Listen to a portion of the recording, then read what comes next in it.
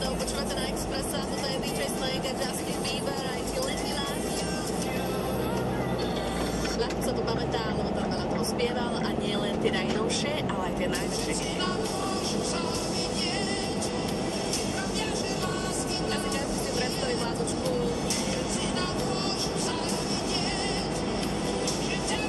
Vášho platného na Expressa, možno ako Sofia.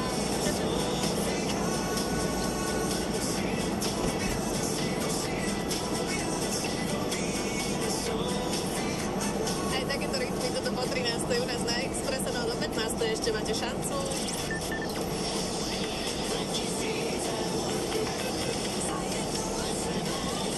Pošli SMS s textom Express na číslo 7779. Vyhraj so slovami Počúvam rádio Express a vyhraj 2000 eur. 2000 eur za jednu SMS na číslo 7779. Želebujeme od pondelka do piatku po 15. Cena SMS-ky je 80 centov z DPH. Pravidlá nájdeš na www.express.sk.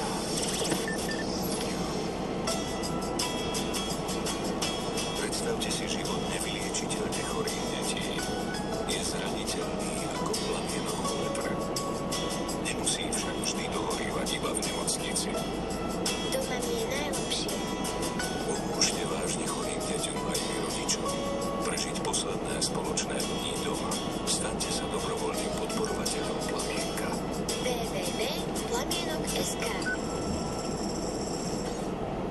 V denníku Šport opäť rozdávame fantastické darčeky. Predplaťte si tlačovú alebo digitálnu verziu denníka Šport a získajte poukážky na nákup v hodnote až 60 eur. Čítajte denník Šport a nakupujte zadarmo. Viac informácií nájdete aj v dnešnom denníku Šport. Nové číslo plus 7 dní prináša. William rozboril s lekárkou Novotnou si spoločne kúpili dom. Večierová asistentka Katarína Rosilová si rozbehla kariéru šéfky univerzity. Zabijak Házy popisuje jednu z najbrutálnejších mafiánskych vražd. Plus 7 dní. Najčítanejší týždenník na Slovensku. Počúvate Rádio Express. Hráme iba hity. Rádio Express. Poslanecké platy by mali rásť na 4,5 tisíca mesačne. Vírus Ebola zmutoval, nakazí ľudí 4-krát rýchlejšie. Dnes ešte pekne a chladno, víkend mokrý, ale oteplí sa. O 13. pozdravuje z Expressu Mariana Tekeliová. Info Express. Všetky informácie, ktoré potrebujete. Tu a teraz. Poslancom by mali stúpnuť platy aj napriek vyššiemu dlhu štátu. Podľa slov predsedu strany Oľano Igora Matoviča, koaliční aj opoziční poslanci sa tajne dohodli na tom, že tento rok si nezmrazia platy. A to aj napriek tomu, že stále platí dohoda, že v čase rastúceho dlhu štátu si vyššie platy nepriznajú. Podľa Matoviča za posledných 10 rokov vzrástol dlh štátu o 171%, a to z 15 na 41 miliard eur.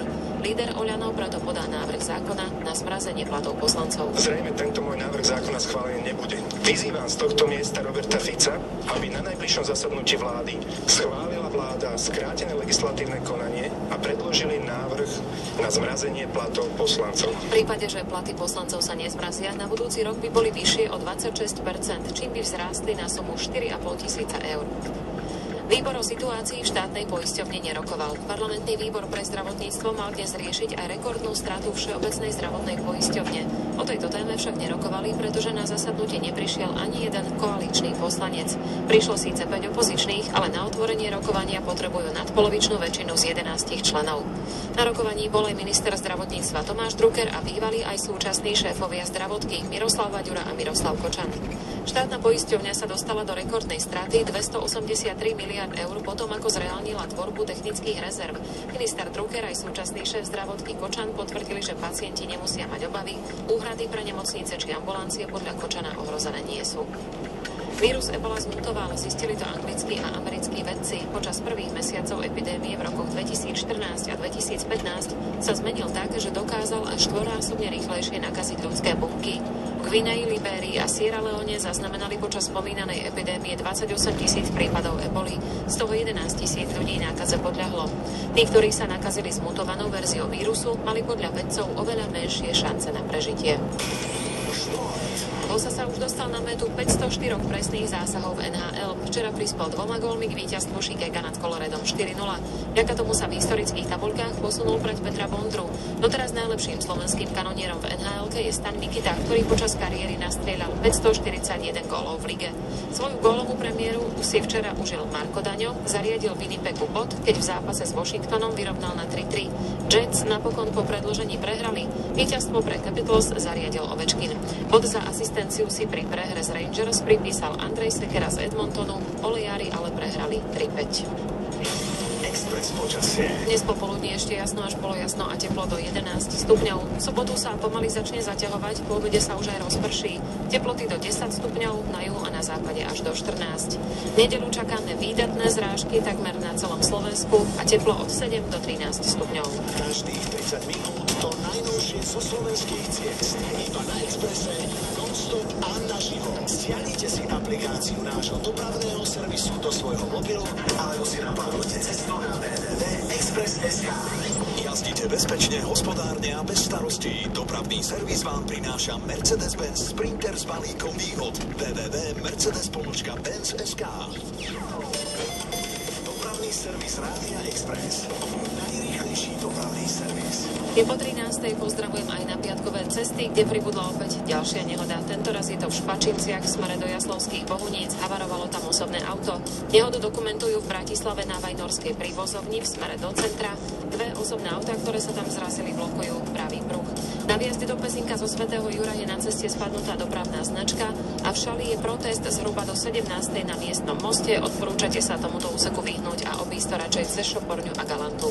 Na diaľnici za Belušov v smere do Považskej Bystrice je v pravom pruhu odstavený kamión a na ceste aj roztrhnutá pneumatika. Ďalší problém pridá Tomáš. Dobrý deň, Tomáš z Košic.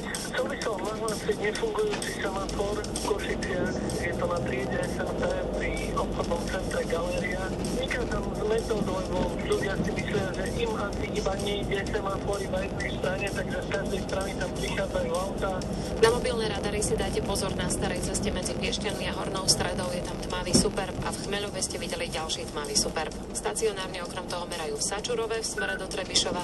Na hliadku pozor v Sečovskej Polianke takisto v smere do Trebišova. To je všetko na teraz. Šťastnú cestu. 0800 800 444. Najrýchlejší dopravný servis.